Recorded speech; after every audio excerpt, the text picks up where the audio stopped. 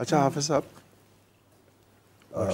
آپ فرما رہے تھے کہ وہ دین اور دنیا میں بیلنس رکھتے تھے، تو اب تو صرف ہمارے پاس دنیا داری ہے، دین داری سے ہماری توجہ، ہم اپنی بات کرتے ہیں، ہٹی ہوئی ہے.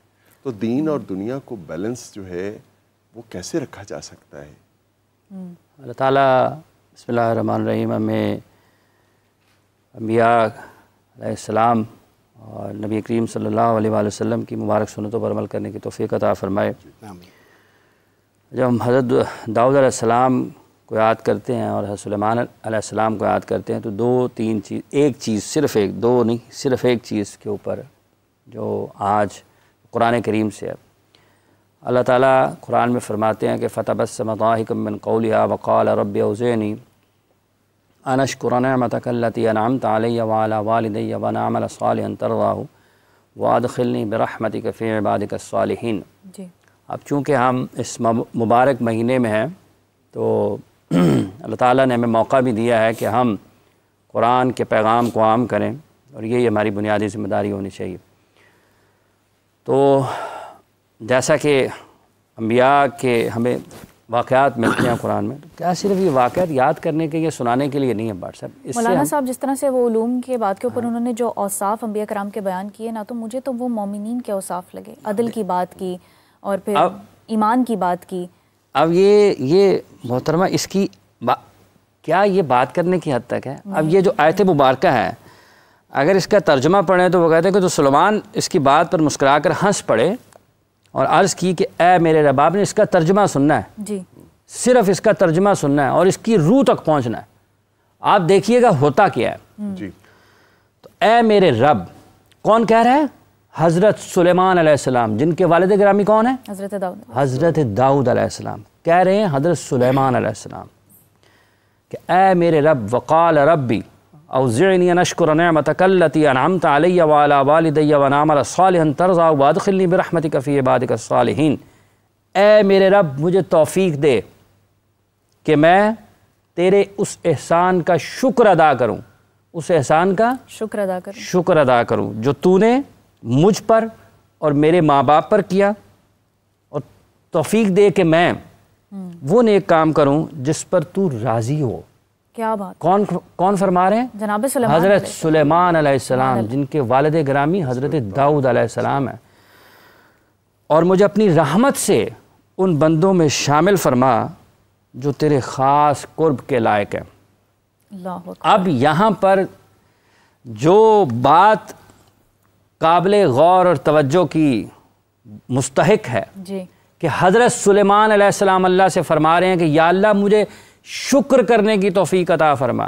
آج ہم 2025 میں بیٹھے ہیں اور ناشکری کے پہاڑ ہیں ایک سے ایک بڑھ کے، اور اللہ قرآن میں فرماتے ہیں کہ لَإِن شَكَرْتُمْ لَأَزِيدَنَّكُمْ، تم شکر ادا کرو گے میں تمہیں زیادہ دوں گا. ہم کس دنیا میں پھر بیٹھے ہوئے ہیں؟ حضرت سلیمان علیہ السلام جب یہ اللہ سے دعا فرما رہے، اللہ کے نبی ہیں، وَقَالَ رَبِّ أَوْزِعْنِي أَنْ أَشْكُرَ نِعْمَتَكَ الَّتِي اور ہم حافظ صاحب شکر کر کے بیٹھے ہوئے ہیں کہ اللہ نے شکر ایکسیپٹ بھی کر لیا ہوگا. ٹھیک ہے، یہ خود ساختہ چیزیں نا ہماری، ہم اپنی طرف سے اللہ کے محبوب بنے ہوئے ہیں. ٹھیک ہے، تو ہم نے ان تمام قرآن کی زبر زیر پیش سے ہر آیت کریمہ سے اپنے لیے جو کہ ہمارے لیے ہے ہدایت ہے، رہنمائی ہے، ہم نے صرف یہ بیان نہیں کرنا، ہم نے لوگوں کو بتانا ہے کہ ہم لمحہ موجود میں اس پر کیا کر رہے ہیں، ماضی میں کیا ہوا تھا، مستقبل میں کیا ہونا ہے، وہ تو ایک الگ بات ہے. ہم کیا کر رہے ہیں؟ ہم سے تو یہ پوچھا جائے گا نا جب آپ کے سامنے من غشہ فلیسا منا بھی لکھا ہوا تھا اور مرچوں میں لال چیز شامل کر کے لوگوں کو بیچی جا رہی تھی. آپ گفتگو فرما رہے تھے، جو آپ نے نہیں سنا وہ آپ بیان فرما رہے ہیں، جس کا آپ کو علم نہیں ہے وہ آپ بیان فرما رہے ہیں، جو کسی نے بات نہیں کی وہ آگے پہنچا رہے ہیں. جناب یہ کس نے جواب دینا اس کا؟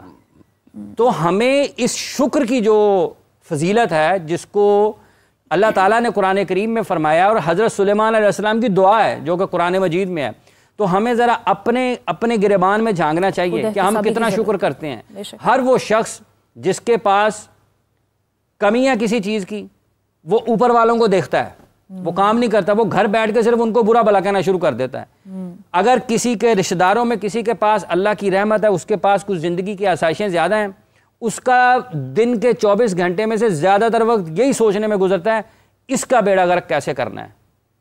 جب آپ ناشکری کرتے ہیں آپ ایک اور علت میں مبتلا ہوتے ہیں, نو ڈاؤٹ, اسے کہتے ہیں حسد, جو نیکیوں کو کھا جاتا ہے دیمک کی طرح. بالکل. تو جب آپ ناشکری کرتے ہیں آپ حسد میں مبتلا ہوتے ہیں, اور جب آپ حسد میں مبتلا ہوتے ہیں تو آپ اللہ کی رحمت سے دور ہوتے ہیں. پھر آتا ہے لا تقنطوا من رحمت اللہ, پھر آپ شیطان کی طرف جاتے ہیں, پھر آپ کو اللہ کی رحمت جو ہے نظر نہیں آنا شروع ہوتی, پھر آپ کو شیطان کی چالیں نظر آنا شروع ہوتی ہیں, پھر آپ اس چالوں میں گھرتے ہیں, پھر آپ جاتے ہیں منفی خیالات کی طرف, منفی اعمال کی طرف, منفی اقدامات کی طرف. شکر کو چھوڑنے کا جو نتیجہ ہے نا آج ہم یہاں پر بھگت رہے ہیں. جو ایک گلاس پانی پیتا ہے اس کا اس سے دل نہیں بھرتا, وہ کہتا ہے میرے پاس تو ہونے چاہیے 4 گلاس پانی کے. سامنے والے کا کھینچ کے پیاس ہے یا نہیں ہے میں اس کو اپنے پاس رکھ لوں, اس سے کھینچ لوں, اس کو نہ میں پینے دوں. ٹھیک ہے, جس کی بڑی گاڑی ہے وہ اس سے بڑی گاڑی کا طلبگار ہے اور خواہش مند ہے. یہ نہیں سوچتا, یہ سوچتا ہی نہیں ہے کہ یار آئے گی کیسے. حافظ صاحب کتنے افسوس کی بات ہے کہ ہم اس نبی کی امت ہیں کہ جس نبی میں تمام انبیاء کرام کی خصوصیات ہیں. نعت میں بھی ہم نے یہی سنا نا, آپ محسوس بھی کیا. قرآن کریم کی آیت مبارکہ ہے نا, تو یہ صرف اس لیے کہ وہ غلاف میں بند کر کے رکھ دی جائے, رمضان کے رمضان پڑھ لی جائے, ٹھیک ہے, اور اس کے بعد بھول دیا جائے. وقال ربی اوزعنی ان اشکر, یہ ایک آیت ہے. اس کی آگے چلیں گے نا ایک اور آیت ہے, اس کی آگے چلیں گے ایک اور آیت ہے, وہ بھی شکر کی تفصیل ہے. ومن شکر فإنما یشکر لنفسہ ومن کفر فإن ربی غنی کریم. اور اگر اس ساری آیت مبارکہ کو پڑھیں نا تو آپ کہیں گے یار ہم اتنے نہ شکرے ہیں, ہماری آنکھیں اللہ نے ٹھیک بنا دی, ناک ٹھیک, بال ٹھیک, چہرہ اچھا بنا دیا, ہاتھ پاؤں جسمانی اعضاء سارے کے سارے ٹھیک, دماغ چلتا ہے ہمارا وہ ٹھیک, زبان چلتی ہے وہ ٹھیک, کھانا کھاتے ہیں اخراج ہو جاتا ہے, کھانے کی طلب ہوتی ہے کھانا مل جاتا ہے, پیاس لگتی ہے پانی پینے کے قابل ہے. آج اس نفسا نفسی کے دور میں شکر کا کیا طریقہ بہتر ہو سکتا ہے؟ شکر کا کیا طریقہ ہے جو نبی کریم صلی اللہ علیہ وسلم نے فرمایا ہے. شکر کا یہ طریقہ آپ کے سامنے, وقال ربی اوزعنی, ہر چیز کا شکر ادا کریں, جو ہے اس کا شکر ادا کریں, جو نہیں ہے اس پر بھی اللہ کا شکر ادا کریں کہ یا اللہ تیری مصلحت ہے. ہو سکتا ہے یہ جو آسائش مجھے نظر آ رہا ہے کہ میری آنکھوں سے یہ میرے لیے آسائش ہے, وہ میرے لیے تباہی کا سامان ہو. اچھا صاحب, یہ بعض اوقات انسان جو ہے وہ آزمائش میں, دکھ میں, تکلیف میں مبتلا ہو جاتا ہے, اور اس میں شکر گزاری کا ایک پہلو یہ ہے کہ انسان زیادہ اپنے رب کے قریب آ جاتا ہے. تو یہ بھی ایک شکر ادا کرنے کا ایک مقام ہے نا, کہ جب آپ کسی آزمائش سے دو چار ہوتے ہیں, کسی تکلیف میں ہوتے ہیں, تو آپ اپنے اللہ سے زیادہ رجوع کرتے ہیں. اب مجھے ایک شاید بابا بلے شاہ کا ایک بڑا خوبصورت شعر ہے کہ جے سونا میرے دکھاں وچ راضی میں سکھاں نو چولہے ڈاواں. آپ دیکھیں کہ شکر گزاری کا یہ عالم ہے نا, یہ عالم ہے کہ جے سونا میرے دکھاں وچ راضی میں سکھاں نو چولہے ڈاواں.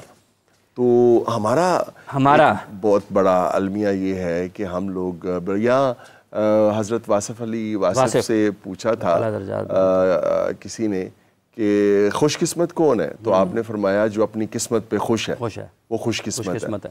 یہ مقام تھا شکر گزاری کا ہمارے بڑے لوگوں کے پاس, ہمارے انبیاء کے پاس, ہمارے ولیوں نبیوں کے پاس, اور ایک ہم ہیں کہ اس سے بالکل الگ ہیں.